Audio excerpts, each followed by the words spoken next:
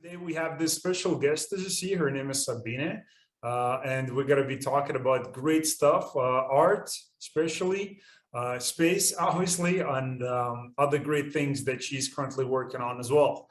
So thank you again for coming over. Much appreciated. Yeah, I am pleased that you invited me. Thank you. Thank you for inviting me. Happy to. Again, we had the first conversation. We got to know each other a little bit. Again, you show me the stuff that you're working on, the paintings, the amazing artwork, which obviously I want you guys to go and check it out.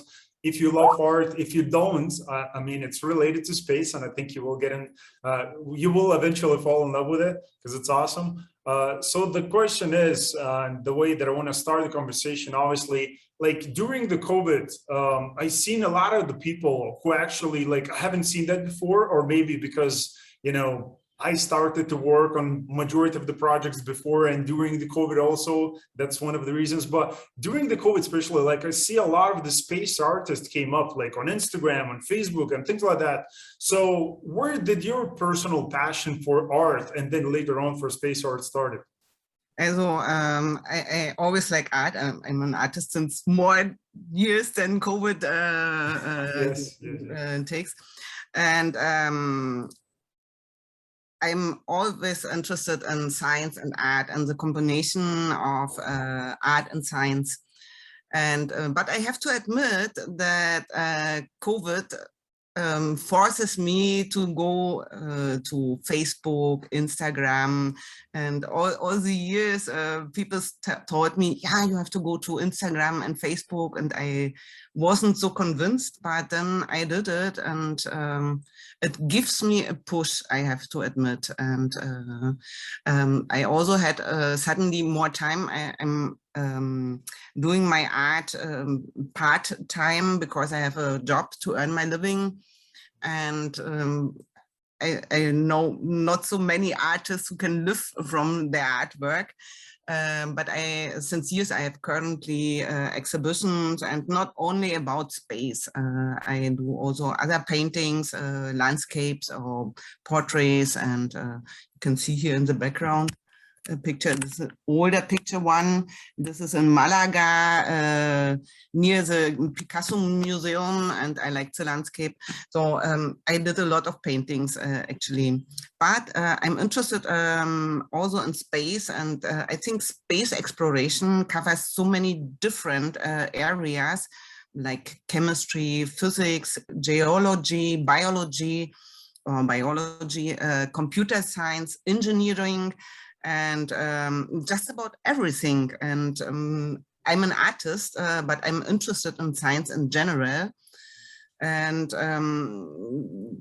yeah, and I think science is like politics. Yeah, so even if you are not interested in, they do a lot to you.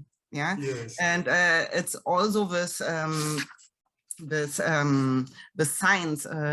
If you have your shampoo in the morning, the soap, it's product of science, chemistry, and pharmacy, and the design of the bottles, it's maybe art. Yeah, so you have always a combination, and yeah, I think it is very interesting. Yes. So, and when we spoke for the first time, you mentioned that your husband is an astronomer as well, right? Yes. Yeah. So did your husband influence you to follow the space industry a little bit more, or that was your personal decision? No, yes, of course. It influenced me. And may I do a little advertisement? His latest book came out. There you go. Words to Mars. It's in German. You can buy it now. And of course, it influenced me because I joined him very often to his lectures. I listened to lectures, I saw his books and my calendars. And yeah, and I learned a lot from him. And I have seen many people who were interested in science, and they are so engaged in the astronomy, and this is very nice to see. Yep. So like space, as you mentioned, like it's obviously a lot of the science is involved in the space industry, right? But I was listening to this other podcast one day, and they were talking about analog missions, and people going there and having that experience, and why part of the analog missions, there's a diversity in gender, age, and things like that, and obviously in a background as well. We need the engineers, we need people who are savvy in science, but also we need people who are, painters and artists, because what the person mentioned during the podcast, that, there's just some things that science can describe, but, sometimes the artist can see a totally different view and a perspective that he can bring to everyday people in simple terms and explain that. So that's why I think, art, and again, space art is such a great message to the people that could be projected, and it's easy to understand, you Yes, just look at it. it's exactly like this. I have prepared a presentation about SRI and why space at SRI. If you allow me to share the screen, Sure, go ahead. then I would run the presentation. Perfect. Yeah, we see it. Yeah, is it? Yeah, now it is. Yeah. The question is why art at Space Renaissance International, and I was thinking about this too, and I'm really happy that art has found its way into the society, and I think we can inspire each other in different ways. And why art at Space Renaissance International? If you think artists are useless, try to spend your quarantine without music, books, poems, movies, paintings, and games. Yeah. This is the point. And art is very diverse, and we encounter it in the most varied levels of everyday life, just like science and politics, as I mentioned. And even if people are not interested in, they are nonetheless constantly subject to its influence. And on the artistic level, it is mainly design, music, movie, games, and literature. And in the field of science, many other subjects, as I mentioned. And the coronavirus has changed our organizational structures worldwide. That also has positive aspects, as we mentioned recently. New technologies have received a boost out of the need to maintain communication structures. This can also be an opportunity. Digitization has entered the world in a new dimension, and elements will find their way into art, be it as artificial intelligence, which is already taking place, or in 3D printing. There's really a boost, yeah, in this video technology or other electronic forms. Entirely new art formats will emerge, I guess. Yeah, so, and the new technical possibilities that arise now also influence the content that could become the art of human venturing in space. What can art do that science cannot? In art, one is free and not bound to the exactness of science. The artist can use imagination and emotional means. And I think this is very important to express scientific ideas, hypotheses, and content without having to follow the strict rules of scientific probability. And this makes them understandable in a different way. But not only that, it can be way ahead of its time. Leonardo da Vinci, for example, with his flying machines, Chesley Bonster with his visionary drawings, and not to forget science fiction literature. Jack Williamson published the novel Collision Orbit, well known, in 1942 under the pseudonym Will Stewart. And in it, he formulated the idea of a global remodeling of planets by humans and used the term terraforming for the first time. And today this terminus technicus is in general use and by no means only for reshaping Venus and Mars. Another example for visionary power of artistic vision is given to us by Galileo Galilei with his drawings of the moon in the Sidereus Nuncius. Since he had an artistic training, he was able to recognize that the shadings and on the surface of the moon were mountains and valleys. And he perceived the contrast between light and dark as it were three-dimensional. And here it was a fortunate coincidence that the scientific genius was joined by artistic education and talent. And not to forget Johannes Kepler, he is a key figure in the 17th century scientific revolution, best known for his laws of planetary motion, shown in the stamp here. And he was probably the first science fiction author with his Somnium and his description from a trip to the moon. I know nothing with any certainty, but the sight of the stars make me dream. This is from Vincent van Gogh, and he also made a lot of pictures with stars, very famous pictures. Sorry. And I think it is a dream of mankind since, yeah, always to fly, to go into space and maybe to colonize the universe. And there are models and studies, but apart from the ISS and its predecessors, living in space has so far remained wishful thinking. And recently, however, attempts to do so have become more and more concrete, if you have seen recently, not least thanks to advances in space technologies. Living in space has so far been thought of in a rather functional terms, with a few exceptions, even in science fiction.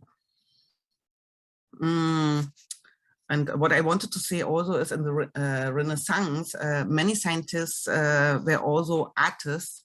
They were polymaths.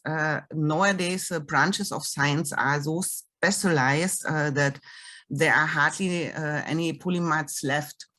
And we want to think outside the box in our society and draw the link between art and science. And back to science fiction, the environment is metallic, dark, oil drops through the picture, and somewhere Hans Rudolf Geiger's aliens scurry through the corridors. An astronaut sitting comfortably on a sofa is almost nowhere to be found. And yet space pioneers were already thinking about how to make themselves as comfortable as possible, at least with the Soviets. The state space company RKK Energia employed Galina Andreevna Balashova, an architect who was exclusively responsible for the interior design of the space shuttles, and who quickly realized that she had to start from scratch. New questions had to be answered. How do you orient yourself in zero gravity? Balashova developed a color concept that made it easier to distinguish between floors and ceilings, yellow for walls and ceilings, and turquoise blue for the fronts of the furniture, and green for the floor. For the mobile homes to use, she designed a sofa a built-in wardrobe and a toilet. And for the Mir space station, she designed benches, sleeping accommodations, and cabinets. And for the sake of better mobility, combined the living and technical areas as a unit for the first time. The concept is still in use today as a basis of the ISS.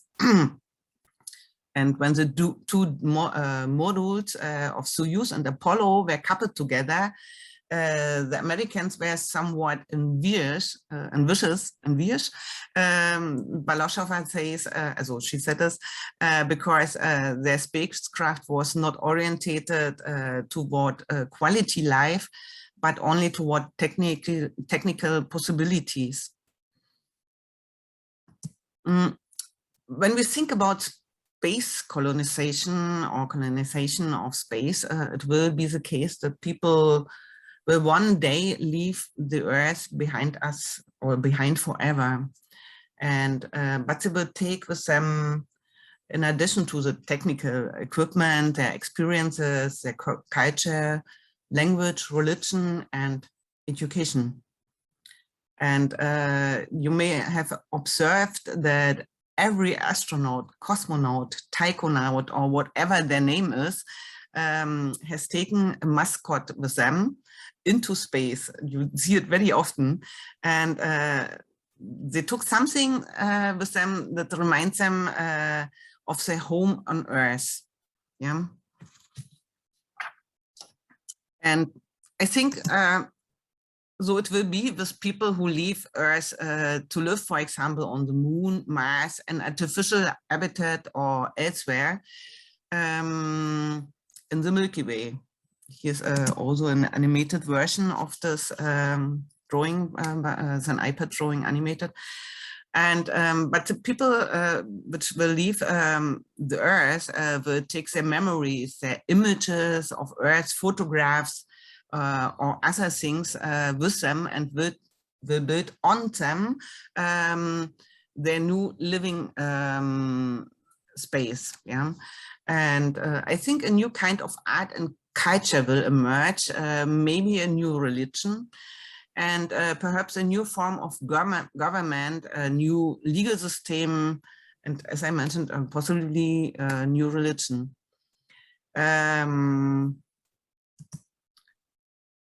And so it could look like when the Milky Way is settled. It's an imaginative look or idea, imagination by myself.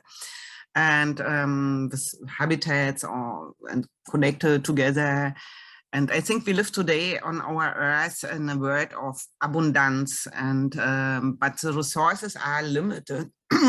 And even if we develop new technologies, I think that that we take the space from nature and because humankind is growing, and we are building more cities, and and the nature will have less space, and we see to what it leads, to coronavirus pandemic and climate disaster. And if we have the permafrost now melting, you don't know what will come out of this, and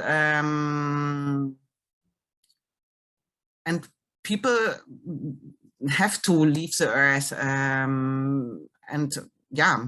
and they may become painfully aware when they leave the Earth of the transience, and then it is just nice that you have maybe a landscape picture of the Earth with you. And some of my works that are shown breaks should also be understood in the sense, some with some wink, okay. And my picture is created under the topic Art Meets Science. So in these pictures, I try to combine scientific content with artistry, but also to use scientific processes in an artistically effective manner. And for this, I have employed different techniques. lately I have been focused more and more on the inclusion of fluorescent and phosphorescent colors. And this gives me the opportunity to hide things in pictures and to make, so, yeah, to have, so to say, two pictures in one, yeah. And they became only visible when the pictures are stimulated with UV light in the dark. And for example, and like in this picture showing the surface of the moon, yeah, it shows that science and art are two different ways of approaching reality. Sometimes art can say more about reality than science can, because aesthetics and emotions plays a major role, as I said. And I can exaggerate things and therefore make them easier to understand, as for example in this picture showing the surface of the moon. But I stimulate the picture with UV light. In the dark, these tardigrades appear, which are extremophiles able to live in extremely harsh environments. And in April 2019, the Israeli space probe Beresheet crashed on the lunar surface. And this ill-fated space probe had 1,000 of tardigrades, each less than a millimeter in size, on board.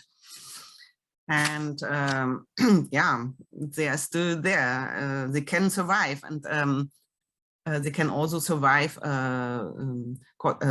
cosmic radiation. And they have found in India some brown tardigrades, and they hitted them with high doses of UV light, and they turned blue, and they glow blue in the dark. So if I have foreseen with my picture, this is what they found, yeah.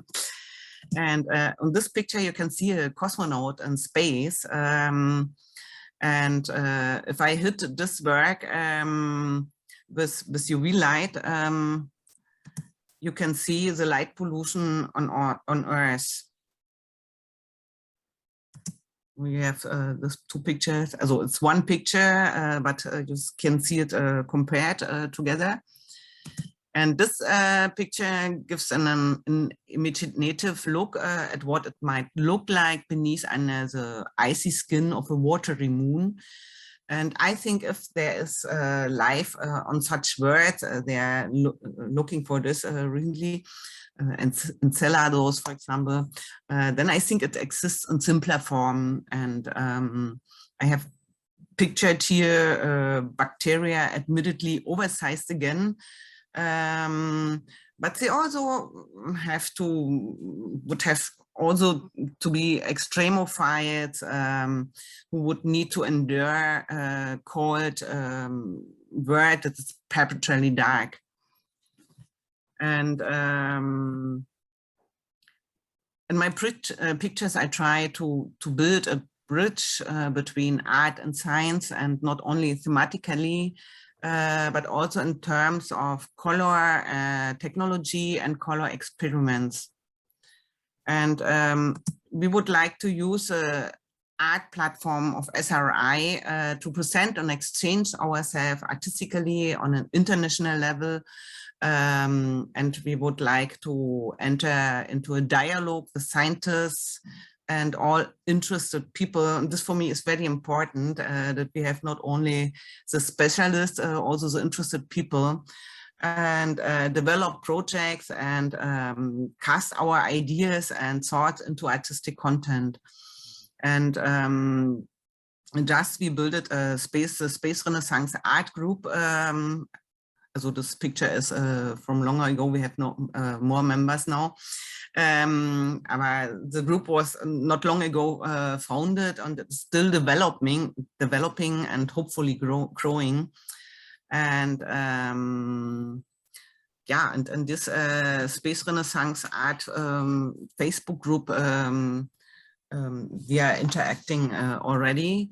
But in the future, we also want to have live conversations to develop, or living live conversation, to develop ideas and to engage in dialogue about them, and most importantly to listen to each other. And we would like to invite scientists to give lectures or interview them to better understand their content and illustrate it in our artwork, for develop other ideas or develop other ideas from it. And of course, exhibitions are also planned in our art group from SRI. At the moment, we present our work more on a digitally level, but if the coronavirus pandemic is over, or will it allow us at some point, we could also imagine present exhibitions in different places in the world. And we plan to bring art into space. So for this, we have also some ideas. We are still developing it, therefore we will not talk more concrete or more go in detail, but there are nice things coming, yeah. And for all this, we still need comrades in arms, and we would be happy to find volunteers who would like to contribute or to join us. And yeah. And this art is in our SRI art chapter, we have artists from various fields, such as conceptual art, dance, painting, music, literature, and video art, and to cover a wide range. And we also are cooperating with some organizations, and we want to do more in future. And yeah, and this would be really nice. So, and I wanted to mention we had, I stopped sharing my screen. I have to close it here now. Yeah. There you go. Okay. Here it goes. Yeah, and we have this SRI Academy, and together with our academy and with our art chapter, we have this webinar series. We started it in August, and we have really nice lectures. Please stay tuned on our Facebook and web pages. On next Monday, as it's also it's every first and third Monday at month at 9 o'clock in the afternoon, German time. I'm always struggling with this. And yeah, and we have interesting guests. And next Monday we have Jacqueline Murray, and she will talk about the Chinese space program and give an overview. And the Chinese are planning to construct a space habitat, and this is very new, also not a space station, a habitat. And this is very challenging, because we have also we had a resolution in our SRI World Congress, where we pointed out several things and what we want to do. And yeah, and this is one of the things, yeah, we want to develop. We want to bring people into space, the civilian space, yeah, development, and people en masse. We are a global organization dedicated to bring humanity into space, not just astronauts engaged in groundbreaking exploration, but humanity en masse. Yeah, so and I think that is the difference. Yeah, so. We all know this movie Elysium, where you have only rich people living in space. We want to do it for all, and we also want to reach that governments give 20% of their military etat for civilian space exploration and space development. Yeah, we have many things that we are planning, but back to our webinars. on 4th of October, we will have Robert Zubrin as a guest speaker. And of course, he will talk about human kind and space exploration too. And it's because the Mars Society, the 24th Mars Society convention will take place. I have to make a bit advertisement for this because I'm also a member for this Mars Society, from the Mars Society, and I'm really excited from all this. And I think we can reach a lot. Yeah. Oh. Exactly. I do agree. I spoke with, Robert Zubrin here on the podcast too, not long ago, and the importance of Mars Society, and again, Space Renaissance Initiative, and, again, your Space Art Initiative is anything like that, where you're trying to educate people in whatever form, it's really good. And I think we gained a lot of momentum during the COVID, and that started probably way before the COVID, but we've seen the increase of people who are interested right now in the space industry, which is great. So we need to continue with those initiatives, and it's great to see the ones that you have from your side, coming up very soon. So you mentioned one thing that I want to come back and just to speak about that, because obviously you're a creative person, you're an artist. So I just want to ask you, because I don't think that anybody brought it up, that subject yet. So I want to ask you, you mentioned a few times about having a different religion while being in space, right? Living in as a multiplanetary species, self-sustainable on Mars or other planets. So what do you mean by that when you're saying a different religion? Maybe you can expand a little bit. I had the talk, and I have invited him. We will have a webinar with him, Professor Waltemate. And he is dedicated, he is a theologo, and he's dedicated to explore the relation between, you have different religions on Earth, I was asking him too, because he told us, for example, for Muslim, it was very difficult how to pray if you are surrounding Earth or orbiting Earth, and where you find the direction of Mecca, or how to celebrate certain days, with a Jewish astronaut, and it was interesting. They were asking, and then they got the advice to do it like on Earth. But if they are on Mars, then the sun may be in another direction. They are in a stable place, and for me it was really interesting, because I asked him. So I do not believe in any God. So I'm atheist. And for me it was interesting, because I asked him, and did you ask them if they stop believing in their God because they're outside and they haven't seen him, or something like this, And he said, not all of them said their belief became stronger. And this for me was really, really interesting, though. And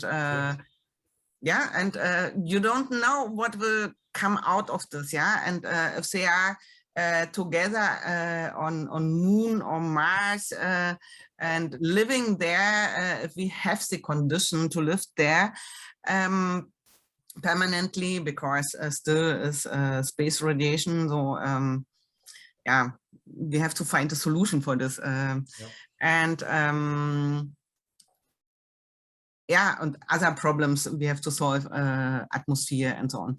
But but this is a philosophical point of view, and I think it is worth to talk about this, and to think, and maybe they will have a new law, they will have new religion on this, and they will build up other art. And my experience as an artist is, if I travel around the world, for me, every country has a certain color. So if I travel through the Atacama Desert. It's a red when the sun goes down. So for me, this is red. Or when I was in India, I had a very colorful impression of the country because the fabric of the clothes is so colorful, and the desert in Africa, it's more yellowish, gray, yeah. So and when I was in South Africa, okay, it was in spring, but I had it light green. So for me, with red earth, so it was really interesting. Also for me, so the colors of the bird, yeah. So and if you are on Mars, you have another surface, you have another landscape, and even if it is designed by buildings, the buildings will be different because they have to fulfill other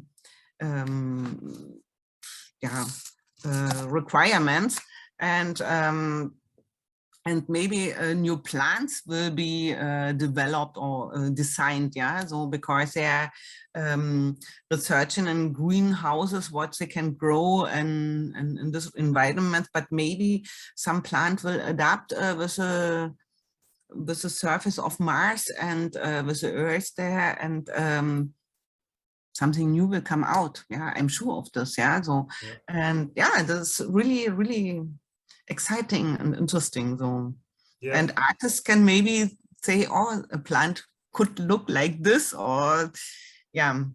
So this is so nice between art and science. And as I told you in former times, scientists were also polymaths, and they had also an artist education, artistical education. And I think it was Humboldt.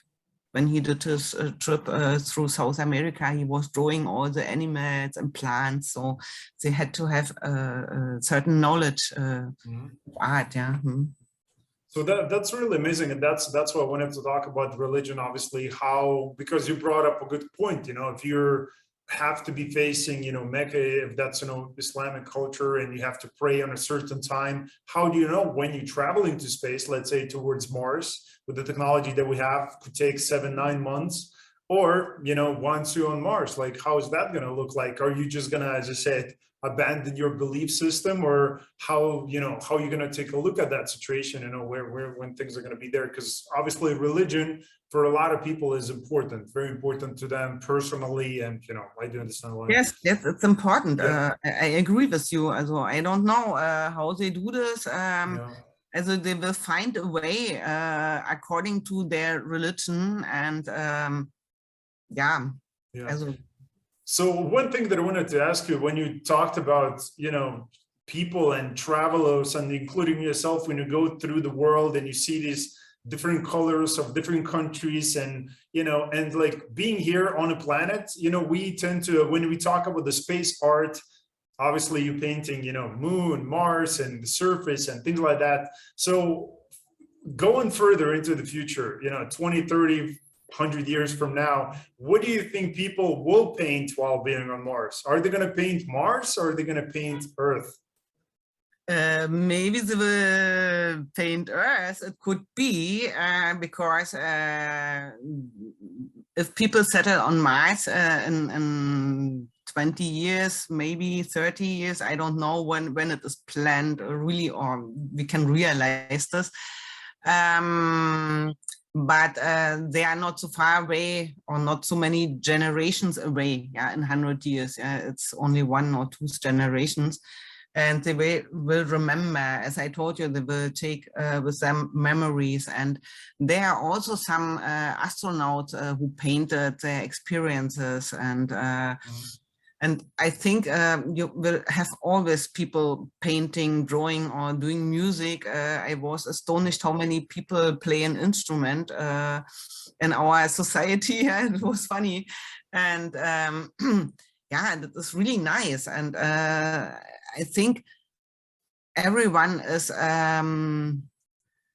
not everyone, but everyone could do something with art, yeah, play an instrument or paint something, and even people in former times when they were living in caves. They painted, they did their drawings, and I think it was always something what came out of people to express themselves, to depict their surrounding and their environment. And I think this will ever always be, and they will depict, of course, also Mars, the buildings they create, the plants who will grow there.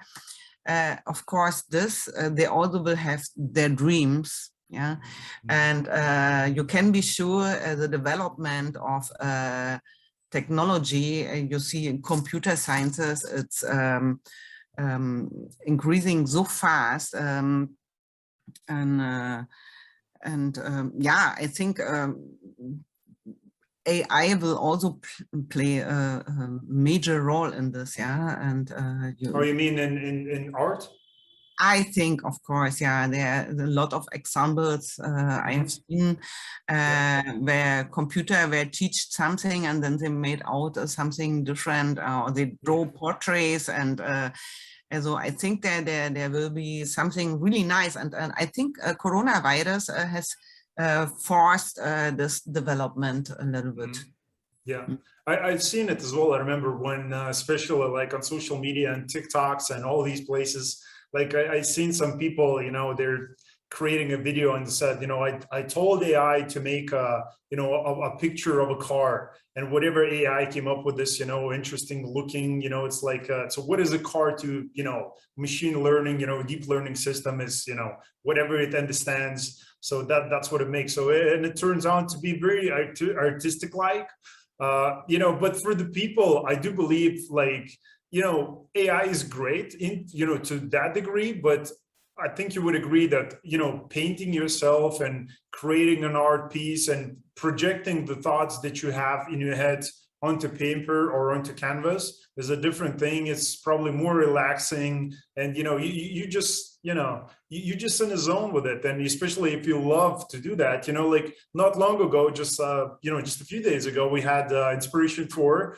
launching, obviously, with the, you know, a lot of people know Sian Proctor. She's an analog astronaut, and she's also a space artist as well. And that's what she said in one of the interviews, that, you know, like it gives her the peace and, you know, expression of yourself. So I think, you know, technology is there, but still, I think we need to stick to the, you know, doing those things ourselves. Yeah. As I mentioned, the artist can touch the emotional side, and it is also an emotional process. And I did some iPad drawings too, but I like really to paint with a pencil. It's another kind of work. If you have your iPad, you work in layers, and you can go back. And but if you draw on your sketchbook or on a canvas, the painting what you did is set. So, and then you have to make out something of this,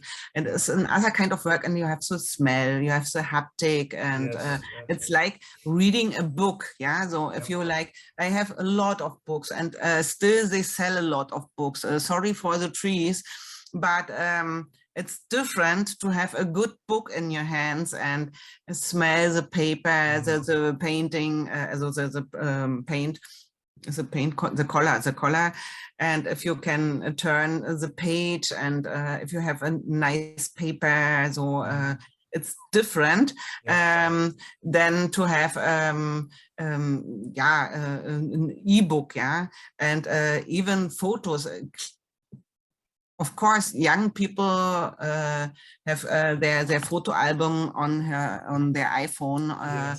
But many people are doing this photo books from travels, and there's a reason that there do exist so many companies selling these photo books, and to make it easy for you.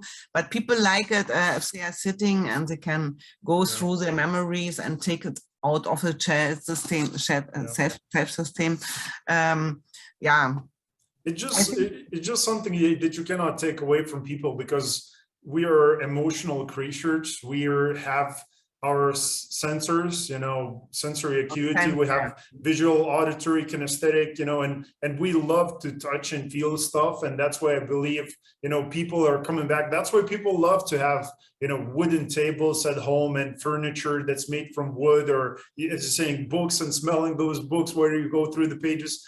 Like on social media, you will not get that experience. Obviously, I do understand the point of being eco-friendly, which is a different conversation, but just from sensory acuity standpoint, you don't get the same feedback, right? So, but another question that I want to ask, coming back to, traveling to space, like with this, Inspiration4 mission just now, everybody gets asks, and you mentioned about mascots that people take, into orbit as well. So what would be the thing that you would take if you would travel, or when would you travel into space? I was really thinking about this because I applied for the Dear Moon project, but I was not chosen for this. But I would have loved to travel around the moon, orbiting the moon. I would take a sketchbook with me, or some aquarelle colors and brushes to make some drafts and sketches, and also my phone to make some pictures to combine this. So yes. But I was really so imagining myself sitting in the rocket and see the moon approaching, or myself approaching to the moon. But yeah. So how do you think, I mean, as we speak right now, it feels like we're back into the space race, and we have commercial industry, and obviously, a lot of people are paying attention to that. We have a lot of great societies, just like, Space Renaissance, again, with people who are, creating different initiatives, same as you are right now. How far do you believe, because I asked that, but a lot of people, and I want to ask you as well, like, how far do you believe we're in this scenario as we speak about, Mars and the moon? Do you think it's going to happen in the next 20, 50 years? Are we going to see this in our lifetimes, or this is for the next 2-3 generations into the future? I don't know, because the way to Mars is very long. But they have forced the development a lot, above all Elon Musk. Also for me, he is a hero, because he has a vision, and I really like what he do. Yeah. And I know, on the other hand, that there are so many problems which has to be solved. The atmosphere, moon has no, and Mars has a really thin atmosphere. Therefore, they were talking about terraforming Mars. Now I've heard maybe not. So, but to terraform the Mars would cost hundreds of years. So. And at the moment, I think it is very difficult to really live in space. But China is constructing the space habitat. So we will see what will come out from this. So maybe in 50 years, this project will be successful. So they will do it in 20 years, I think in 20 years. And maybe they will be successful, and then maybe in 50 years some people are living there, and but they have to solve the problem of gravity, of atmosphere, so many things. And also what I am asking myself is from where they take the material, so the raw material. They cannot take everything out from Earth, so to construct, that is really okay. They say from some asteroids and whatever. Let's see. But I think the development is going faster now, and with this initiatives by Elon Musk, I think, because he gives them a new boost. Now there has started like a competition. So many nations are now going into space and trying to do something, and they are not working together. So sometimes I think if they would bundle the forces, but on the other hand, competition is also not so bad, but yeah, we could spare money if we work together. I don't know, but I find it very, very exciting, really. Yeah. So times are really good for the space industry, obviously. And, it seems like, when we speak, and I speak like with the space industry, with analytics, with analysts and people who are projecting what's going to happen in the future, it looks really good. It looks very promising. We speak in, going from anything from 300 billion to $1 trillion in the next, 10 years, things like that, which is, it's good because that means things are moving further into the future. Obviously, as we speak about collaboration, I think it's needed. But yes, competition drives that innovation, and through that competitive approach, people, people benefit sometimes more, maybe because of the innovation and technology, and obviously because of the space travel through the years. Now, we experienced a lot of those benefits. Same as the laptop that I have in front of me, or the cell phone camera, or running shoes, or tinfoil, or anything like that we take for granted today. CAT scans, very important stuff. So if we continue this rapid change and innovation in the space industry, I think more and more great things could benefit the planet, as we speak about all the problems that we have here, global warming and poverty, and just naming a few. But people complain about, do you get a lot of the people texting you and saying like, space is not important, we should focus on these Earth-like problems, and like, what would you say to these people? What's the message that you tell them? My message is, if we would avoid all oh God, no, I'm looking for a word, advance, then we would stay still we would be still in the caves, yeah, so to say it drastically. Yeah.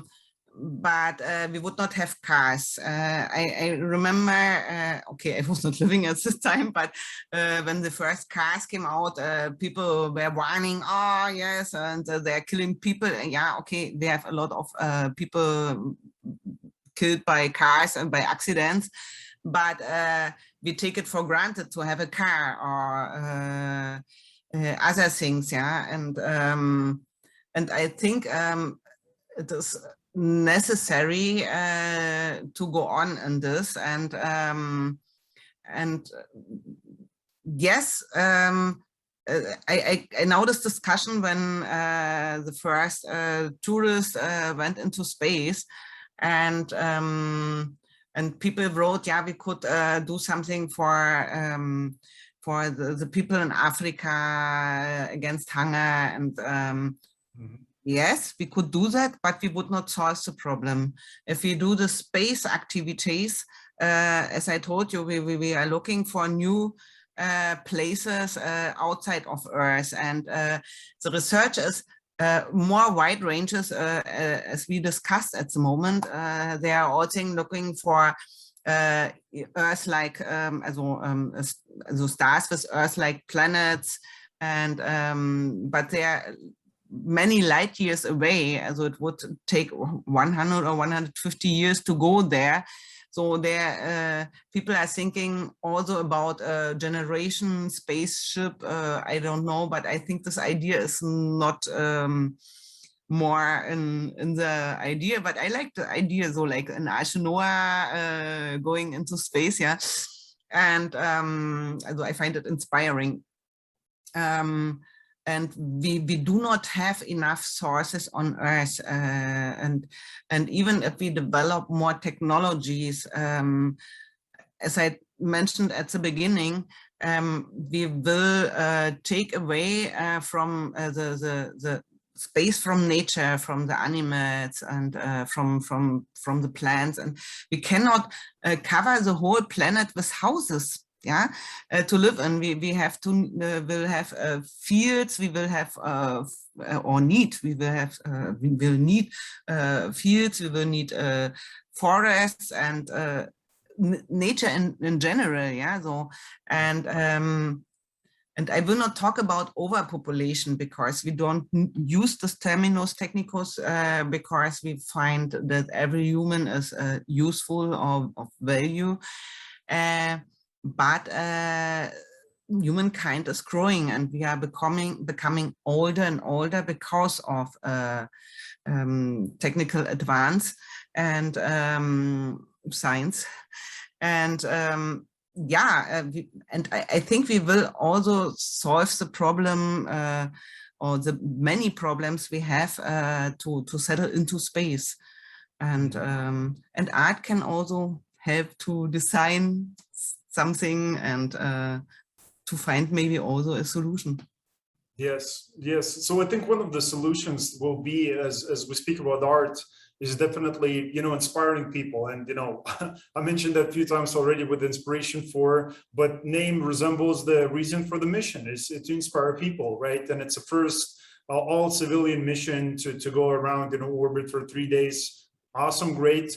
Again, art is doing exactly the same. It's easy to understand. You look at it, but you see more than whatever's painting, because you can, you know, through the lack of experience that you have, you can, you know, find the things that are, you know, common to you, or maybe I'm not expressing my thoughts in the best way, but I'm trying to say, you can find similarities with the picture that you're looking at. And obviously, you know, we look at this planet with our own sets of eyes, right? We'll look at things different way. The way you look at things are different comparing to mine, right? So, and everybody has that unique perspective, but I think art, you know, unites us all, you know, and that's why I think it's necessary for us to continue to inspire those people and to let them know that, look, space is really important, to bring this view, because the view is very simple. We live on this pale blue dot on this planet.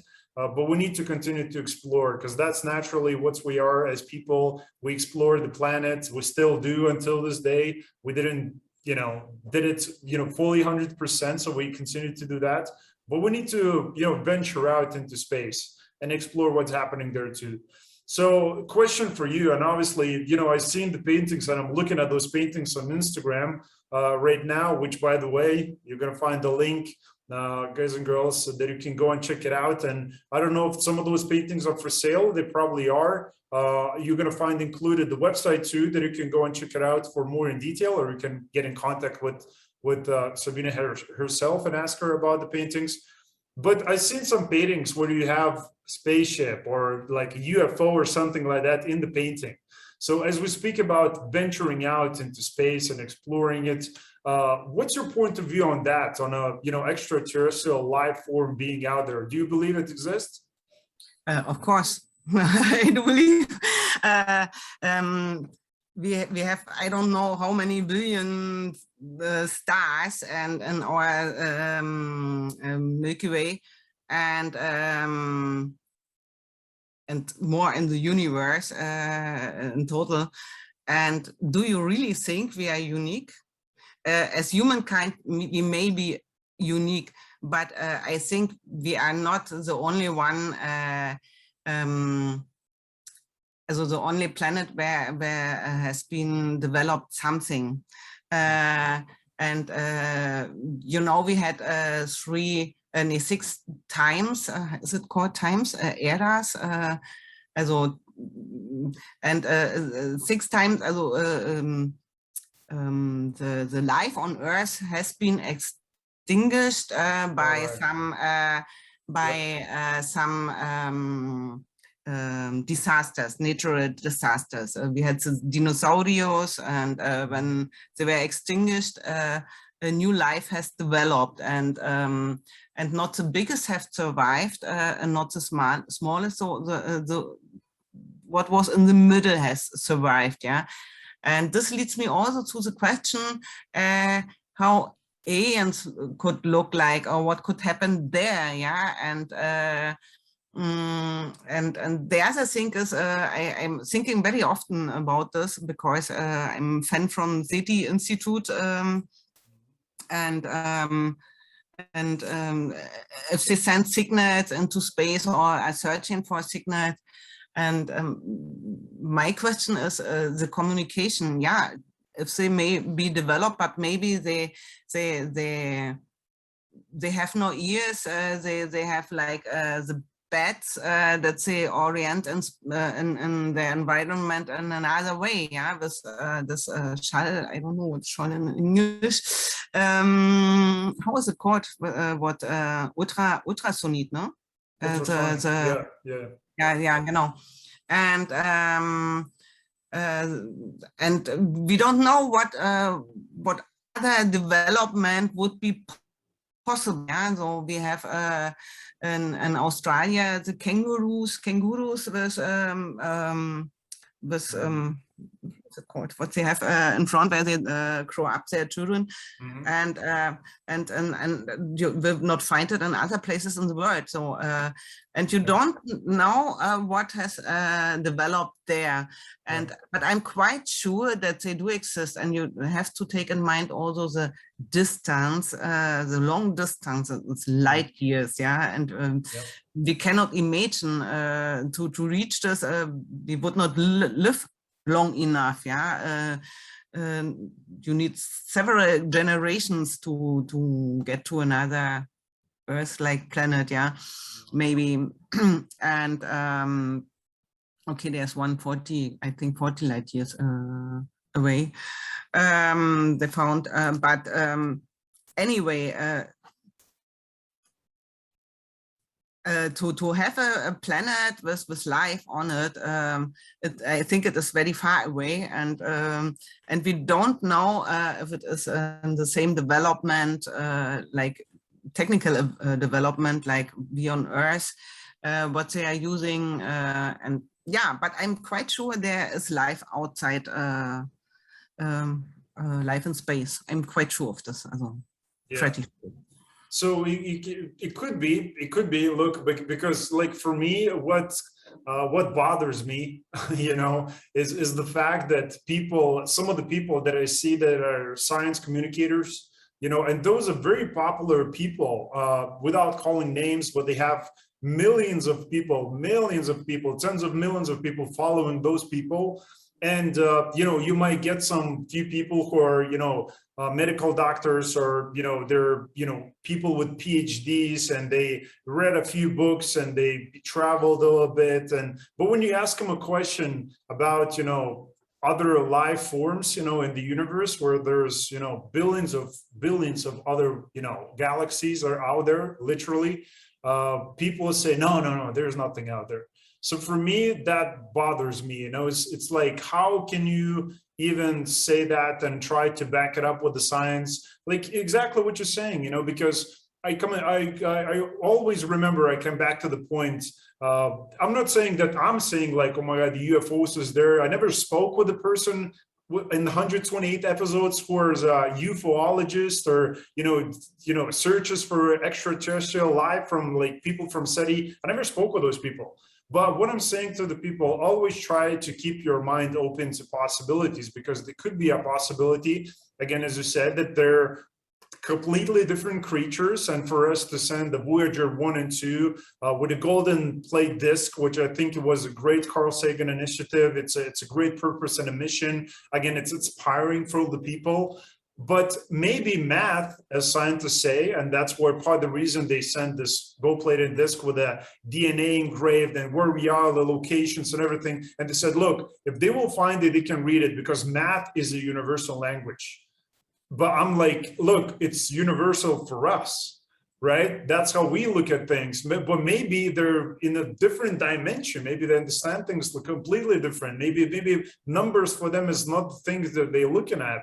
Look, because life can be really that crazy. And as you're saying about the kangaroos, like you go out there in Australia, I've never been there myself, but like those kangaroos don't exist anywhere else, and they're unique. They have the pockets in front, and it's like, what the hell is that? So could be the same. I totally agree with you, and with math is a universal language, and also the laws of physics are universal. But maybe they don't write 1 and 2 like this. They write it in a different way, or they have a completely different system developed. And they will not understand the record. And the interesting thing is, we had, I'm also in the Facebook group from the SETI Institute, Art Imaginarium, hosted by SETI Institute. And they do challenges for the artists, and it is really funny. And where you mentioned the golden record, and we were asked what we think what is with the golden record. And my idea was this has fallen into an ocean and it's on the ground and no one takes notice from the golden record anymore. That's amazing. Yeah. Also, but everyone has another point of view for this. Yeah, maybe this will happen. I don't know. No, but I wanted to say also that I agree absolutely with you. Also, and this is part of communication, even between humans. There are different rules how to communicate. Yeah, so in different countries, and in some countries it is not nice if you hug each other. In other countries is so, and for others is don't touch me. Yeah, it's offending, and this could be also the case. Yeah, and I'm not sure if we would recognize the signal. The other question is, will they send a signal? Yeah, but I think we are curious, and if you see, many animals are also curious to find out something. If you have a dog or another pet at home, they are always curious. So I think it is nature of nature, and so it can develop somehow. The development take place, or development take place through. Sorry, my English. But and as you said, maybe they have developed in a totally different way, or they are still in a level that they are living in caves or whatever, or they doesn't care about. I don't think that they will not care about universe, because even people who lived in the caves did some doings about stars, and they observed very well the sky, and it was really important for the harvest and other things. So it could be that, because obviously, for the people it's like, so what do you mean they're different and things like that? Like, there is a good example here on the planet, right? For the people who have physiological disabilities, let's say somebody who is born is deaf, right? Like they're deaf, they cannot hear, and the only way that they will be able to communicate is through sign language, right? When they're gonna grow up. So like for them, like whatever you're gonna say or whatever signal you're gonna send toward them, if that's the way you communicate, like I'm sending you the signal, whatever you want to call it, radio signal right now, which is my voice. They don't care about that, because look, they're communicating in a completely different way. So that's what I'm saying. For the people, we have to always, it doesn't matter what it is, we have to keep our minds open. And obviously, science is awesome. A lot of the things that are being backed up by the science. So until we find the proof that there is or there is not, and we check all the billions of galaxies out there, we cannot say that there is none, because it's just, it's just people, personal beliefs and thoughts and ideas, which is different from science and facts. Yes. One point I wanted to mention regarding communication and science, and former times, also art has developed a lot, because in the Middle Age, many people, or most people, were not able to read. And the church used the painters to depict the history of the Bible to make them understand it. And when you ask about Mars, maybe artists will paint something from Earth to make understand younger generations how it was on Earth sometimes. So yes, art is going to be really beneficial going in the future. Yes, I do see that in a different forms. So I want to come back to the space industry and what's happening. Obviously, there's more than a few things are happening right now, and it feels like there will be more and more coming up. But Any like particular space missions from any space government agency or private industry that you're personally kind of looking forward to seeing? For me, yeah, the first human mission on Mars, also the first humans on Mars. For me, it's really exciting. Also this I would see, and I know that Elon Musk is working on it, and I hope he will do it. And yeah, this for me would be very interesting, the first people on Mars. Yes, and nothing in between, it doesn't matter. Just, it's not important. Right? Yeah, of course, everything is interesting, and I would go to space, into space too. Yeah, also the moon bases they are creating, and now they are talking about telescope on the dark side of the moon. That would be also very, very interesting. For me, also it's interesting to see how the moon basis works, how it works with the greenhouses on the moon. And I think it is very important to do this research first before going to Mars, to learn from the experiences we do on the moon, because it's both is expensive, but I think it's cheaper to go on the moon. Yes. Yeah, because it's nearer and easier to handle, I guess. Yeah. Yeah, so the moon is going to be our training ground before we're going to go into Mars. Yeah, it sounds heavy because many people have special emotions with the moon. There were also some people who claimed, yeah, if we put some moon bases or we settle on moon, then the moon will change. And yeah, it will be, everything will change. Nothing will keep the same. Yeah, so, and yeah, we know it from the word.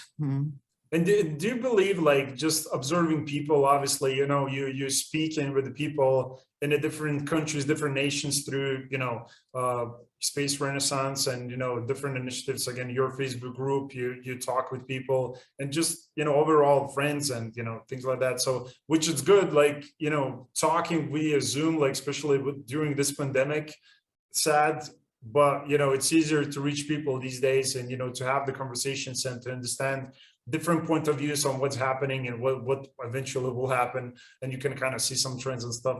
So, but talking about the people, like, do you think we're ready? As you know, I asked you the question about us being onto Mars, and obviously the technologies could be an issue, psychological aspects, but maybe not for the people who are already trained, because we have those astronauts who have already been going on a space shuttle mission, SpaceX, being in International Space Station for months. So we have those people that could potentially go as the first people for those missions. But what about, you know, space tourism and those moments, like going to Moon or Mars? Like, do you believe we as people are ready for that change and to actually understand that, look, like everybody can go to space, or space is important, or do you think that change will take still a very long time? I think it will take a very long time still, because it is very expensive. It's like this, at the moment, only rich people can allow to go into space. But it draws attention that we have so many people now going into space, and it's all in the media and in the news, and so people have heard at least about this, even if they are not interested in.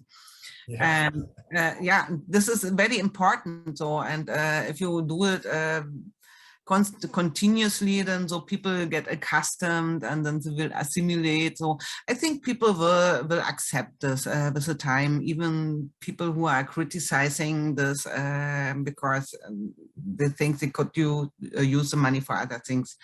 Yeah. But I think this is also part of the solution of this problem. So, and but I think it will take a long time. As I said before, there has to be developed so much, yeah, so many things. You have to think in spacesuits, you have to think in, yeah, and so many things, yeah. So yeah, and but I know that there are many people prepared to go into space or to travel to Mars, and even if they know they don't come back, and this would for me difficult, yeah. So because you know you will die there at the end, yeah. So and remain there, you will not see your family again, your friends, you are there, yeah. So and so for me, the first people who will settle on Mars and stay there to live there, oof, this is really pioneers. These are pioneers, and they will be unforgotten. If it helps them is the other question, because you don't know how long they will survive there. But look, just because people like, I think what's missing in this industry right now, and what people don't understand, and that's why I think as we speak about, it will still take a little bit of time for people to get educated that why space industry is important. Because first of all, obviously, people will be involved in the space industry if they want to or not. Just because a lot of companies I see that are, before they have nothing to do with the space industry, let's say using like financial analysis. Now they're doing financial analysis for space industries as part of the service, solutions. So that's being integrated in the companies. And look, like there are people who are, let's say, as I had this conversation in a previous interview, the lady said, there are space, let's say, space businesses or something around that's being currently created. And those people, maybe they don't have time to travel for a lunch for half an hour because there is no close restaurant. So somebody will create a business that will facilitate those people when they go on a lunch, maybe having a van or something like that. So cleaning services, financial, education, like a lot of the people will get involved and really would go close to the space industry, because where are they going to work themselves? So that's the first thing. But I think what's lacking is just the common sense and knowledge that understand our position. First of all, like we're here on the planet, and okay, look up, there's a sky. Underneath the sky there is a ozone. Besides that, there's cosmos start, and the universe is cosmos. So if you know that, is like, okay, like it's kind of important, because just knowing the fact that something could happen, Jupiter maybe not be protecting us from asteroids all the time successfully, or something like that. We need to have plan B, which is living on different planets, just to have that as a reason for that. Obviously, we're going to pay the price. The price is always going to be paid, just like we had with the space shuttle missions before. We had accidents on launch and on the descent. Those things do happen. But look, people do climb Everest until this day, and people die on Everest every single day. Even though they pay money, they train for that, they go and they die, and they're still there on Everest, So why people do that? People do that for two reasons: exploration and challenge. So that's what people need to understand, and that's why I think it's personally for us important to continue to do what we do in the space industry. I totally agree with you. I also think that it is important, and that we should go on with all this. Also, yeah, I cannot add something because you said what I wanted to say. Yeah, but okay, so as we speak about making those changes, obviously, it sounds great, like, oh my God, climbing Everest and, big things, right? But it starts with the small steps, right? Every big thing starts with that small step. So the step for the people, maybe you can give some tips and advice. When I was younger, I have not painted, I used to love art, and I used to do, like, I don't know what you even call it, but they used to be these cartoons that I used to watch, and it was very popular. A lot of kids my age and younger or older used to, at this specific time, the city was empty because you knew that everybody was watching this cartoon, this specific cartoon. And I used to like take the cartoon, like if there's a sticker or something, and I used to redraw it. So I don't know, how do you call it? Just basically copy it on the paper. And you know, kids used to come out to me, it's like, oh my god, it looks amazing, because everybody loved the cartoon. Okay, let's you know, I'll buy it from you, let's exchange it. And we used to do this type of thing. So I used to love to do that, because it's just, you know, something to it. So you as an artist who have, you know, many years of experience, and now people watching or listening to this episode thinking about doing something like that, maybe not in a space art, just art in general, like what tips you would give for those people to make those kind of first steps into art? Whoa, observe and train. You have to develop your eye and to get it in your hand. Also, yeah, if you have a leaf from a plant, it has a, and you can take several leaves from several plants and they look different. So observe it, draw it, and train, and develop your eye. This I would say. But I wanted to mention something to what you said before. This is also a picture from me. You can see the hands holding the Earth and orbiting by all the space debris. And this I wanted to mention too. If we do all this development, we should also have an eye on this. And this is also in our concept of the SRI, that we take care for space debris, that we do not damage the universe as we are damaging the Earth. And for me, and Elon Musk is also thinking about systems, how to recollect, and someone else too, I have not his name, it's in my mind, how to collect the space debris, because it becomes dangerous. It's also disturbing the astronomy, the observing. Astronomy is not only search for extraterrestrial intelligence. Also, the SETI Institute is doing more research. They are also doing basic research, yeah. And if they are looking for Earth-like planets, it's also helpful for us, yeah. And other institutions are doing a lot of developments too.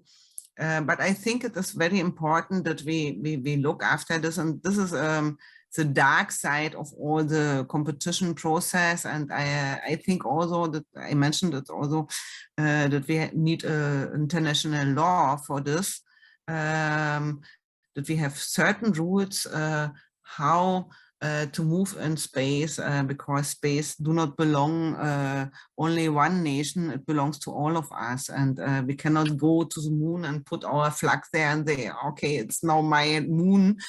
Yeah, because everyone wants to be there, and we have to find an agreement, yeah. And maybe is it the moon nation and the Mars nation?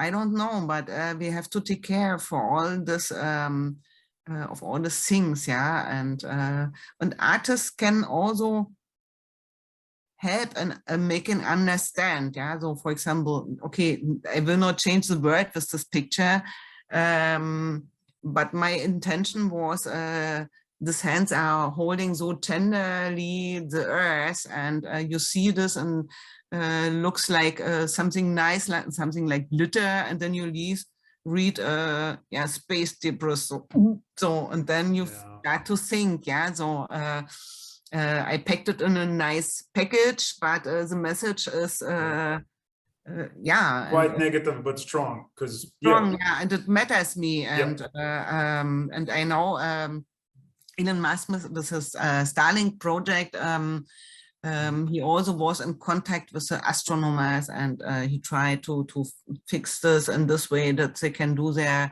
observation. And because everything what we learn from space helps us on Earth. And in our daily life, we have many things, products, as you mentioned too, which were developed for space, and we take it for granted. Yeah, the internet, for example, was also a product of this. And so in direction to those people who are claiming why tourists in space, it's not only the 3 tourists, but it's a beginning for something bigger, for a bigger future. And so they have to take it, I think. Yes, yes, very true. So it is a quite big of a problem. I spoke with, more than a few people about space debris, and obviously with the increasing number of constellations, I think from Elon Musk Starlink, there's, I don't know the number, it's probably going to be crazy. It's 3,000 or something like that. It's More. yeah, it's ridiculous number, which obviously increases the number of collisions, and because obviously there is no traffic management in space for now, there's no system created, for space observation, because obviously we having this in Atacama Desert, the extremely large telescope is being built right now, which is going to have the, it's going to be the biggest because it's extremely large, huge aperture. So it's like for those, research, and obviously we have Hubble, which is going to be, outside the, Earth's atmosphere, which is great. Hopefully that mission will come up soon. But still, we need to pay attention to that, because majority of the services that we use from satellites, obviously we need the internet, because we see, and that's the reason that we have one of the problems on the planet, maybe it relates to global warming or poverty, that a lot of people don't have access to internet. So even though we live in the 21st century, we take this for granted. Like I have it, you have it. Like for us, it's every day, it's normal, but a lot of people still don't have it. So, and those are maybe the people that could be the next Elon Musk or next Tesla or next Carl Sagan or whatever that might be, right? So those people are out there in those third countries, third world countries. So we need to do that, but a lot of those services, especially for, Earth observation, Earth imagery is being used, could be used for, global warming, tackling those problems, to see the change in agriculture, how that changes to mitigate the risk for the future as we have increasing number of people, and how do we support those people with the food. So now we have to find another way to grow plants and things like that. It is good. It's used for defense and military and all those things, but we need to just, because with people, we just jump into it, we just jump into it. We see an opportunity and we go and grab it, which is good. I do understand business is business. But as I said before, I think we created this trap for ourselves as people, because we understand on this planet, at least, we need money. That's kind of, we have to pay the bills, housing, food, to keep at least those things, going for us. So, and I don't know, maybe you as an artist, you can say, because I would love to get your take as I'm speaking here too long. But how do you believe the Mars is going to look like? Are we going to have Earth like 2.0, same economy, dollars, euros, pounds, people divided with borders, countries, or how do you believe it's going to look like? This is an interesting question. I'm thinking about this too. I have seen they have Mars coins already. I will have one. Nice. And there are several nations going to Mars, and it would be interesting. I think it is really, really necessary to have a space law, an international space law. Maybe they will have their own constitution, and the Mars community or Mars nation, I don't know. And they are mixed between all cultures, and maybe they will develop their own language, because they will mix English with Chinese and others. And you have seen in South Africa, they have also, Afrikaans is a mixture between Dutch and other languages, so and English, so I don't know what else. So maybe something like this will come out. Maybe people will work better together, because they have to survive under extremely harsh environments. So this could be helpful that they agree. So and then they don't say, oh, that's my border. They say, maybe I should open the door and we work together. So, and they learn from each other and they get in dialogue. I don't know, actually, but I think it could be also a possibility. On the other hand, the human being is unfortunately like this, that it installs word, it will have it's envious and will have other things and more. And if you have fulfilled one requirement, then something else is recreating out from this. Yeah. Yeah, I don't so, know. It's very difficult, and these are also the questions we are discussing in our society, and we are also there for Renaissance. One is the idea of the donation system, but also the philosophical part, and we also will give space in our webinars, in our academy, but also in our art chapter, to have philosophical discussions about certain subjects. So because I think we should also talk about this, and above all talk to each other and to listen to each other. And I think that is very important. And I do believe that I think this is not even a philosophical conversation anymore. This is a sociological and all the this is a real case scenario right now that we're speaking about, that we'll be facing very soon. If we speak about another 50 or 100 years, that's, for us, it's long, but it's quite soon, So if everything goes well, if that's the case, like, we need to think about those things before we go there, right? Because we cannot be there and think about, okay, so how we're going to deal with this now? So, and obviously we have the people with the space law, as I mentioned, those people are very important right now. And I think those people used to be laughed at before. When you used to go to conventions and people used to ask, so what do you do? Oh, I do the space law. It's like, oh, it's a space law. It's well, what's the space law? And now people understand it. Yeah. It became more and more important, I think. So, but the problem is, like, in all these agreements, international agreements, also for the environmental pollution, they don't sign it all, and they don't agree. They don't all agree because everyone has his own interests, and but it is to find a compromise, and this is, I think, very important, to be able to have a compromise. And this is what I said, if they are there on this harsh environment, maybe it will be easier to get a compromise, because they need to. Well, we'll see, hopefully, because every time I speak with somebody, everybody gives different opinion. Everybody, one person says no, there will be no, there will be a border, there will be, and I'm trying, so why cannot we have an open, no, you don't understand, this is going to be a border. I'm like, okay, so, and other person is saying no, it will be open because it's a different planet, we cannot carry what we have right now. And everybody has different thoughts, but obviously I think through space law or some influential people and organizations, we'll see the way it will turn out to be, hopefully somewhere in the middle. So we will not have some sort of borders. We'll still appreciate and respect, the territory or whatever, just the personal space. But still, will be like, look, you're my neighbor, you were friends, and we're going, on the good terms. Versus having nuclear weapons against each other and things like that. Oh, so I hope they will not have. But yes. Maybe they will use nuclear power to go there, and then yes. They have it there. We'll see.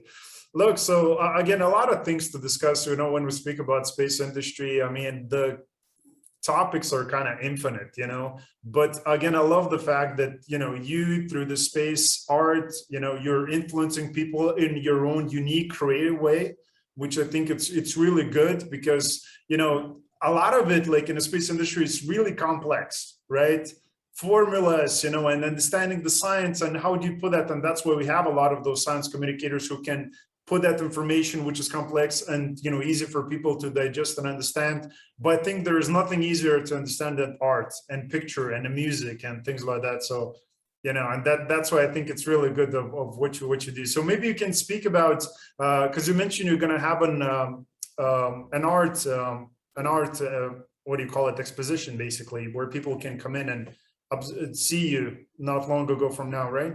Doch, I have a finissage, also a closing an exhibition Yeah. next Friday in Berlin, because it is this Art Meets Science project where I worked with fluorescent and phosphorescent paintings. And it was really very exciting to work with these paintings, and I will also go on with this, and you can see it also on my Facebook and Instagram page. And I also worked with other mediums together with a company which produces algae, and I worked with an oxidation techniques, and yeah, it was really, really interesting, and people like to see this. And the interesting thing was when I had the opening of this exhibition, an older lady approaches to me and said, because with a UV light, yeah, so because pictures change it, yeah, it's interesting if you see things under another light. So, and we have it like a speech, yeah, so to watch a thing under another light, so from another perspective. And I like this idea, so I should have chosen this like the title for the exhibition. So I was so yeah. Yes, yes. Yeah, but it's actually it is amazing because and if we come back to our subject, you always have to put in the position of the other person to understand them and to watch it under another point of view. And this that is mean by to watch it under another light. And I think, yeah, we should communicate more and try to show more empathy and such things. Yeah, but you can see my artwork in Berlin. I will announce it in these days on my Facebook and Instagram pages. And who wants to come is invited. I think the most people of the world cannot come, but this is a nice on the internet, and it was because of the coronavirus pandemic. Our conversation would not have taken place without coronavirus. It is nice to have personal contact with people, but on the other hand, I have participated in so many conferences. I was speaking on conferences like never before, because you have not the travel costs. It's good for the environment, by the way. And it's cheaper, it's easier to handle, and I think it offers new possibilities. You have to see both. Yeah, so the advantages and also the disadvantages. The disadvantage is we cannot go after this talk to a nice restaurant and have a nice meal. We say ciao and it was. Yeah, no, yeah, but this is what people are missing, because in this meetings or in this dinners, there were also nice conversations, nice ideas born, and I think that is very, very important too. We should not take this by side. It must take place too. And for me, it is also very nice to see if you scroll through your screen and watch my pictures, I cannot see your reaction. But if I'm in an exhibition and people are standing and conversating about my picture, that for me is the nicest thing. Yeah, if I see it makes something with them, they are moved, or they try to get in touch with me and to talk about my picture and find out what I thought and give their opinion, and maybe like this woman give me a new idea. Yeah, so yeah, this is very important too. Also we need this. Yeah, we need communication, we need personal contact, but we should not say everything is bad in the technical advance. Yeah, that we can make use of this. Yeah, yes, exactly. So we have to deal the hand that we're dealt with, you know, for now at least. So, and obviously it seems like we're going to go back to normal as we used to be, you know, at some point, obviously, because we have to.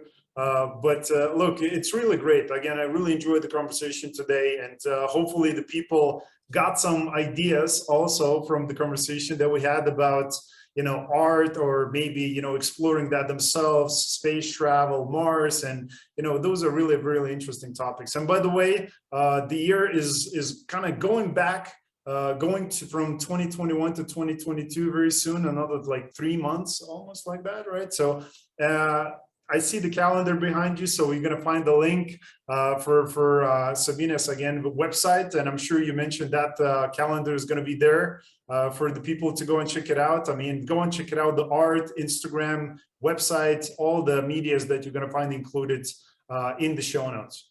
So again, Sabine, thank you for coming over. Enjoy the conversation as always, and hopefully we can do this next time. And again, I'm looking forward to see the great work and continuous education and influence that you're going to make on people with your personal view on art and everything that you do. So thanks. Thank you for inviting me. And I would like to mention again our webinars. Sure. So you are invited too on next Monday. Maybe you have the next partner for your talks. There you go. And yeah, it was really nice to speak with you. Thank you.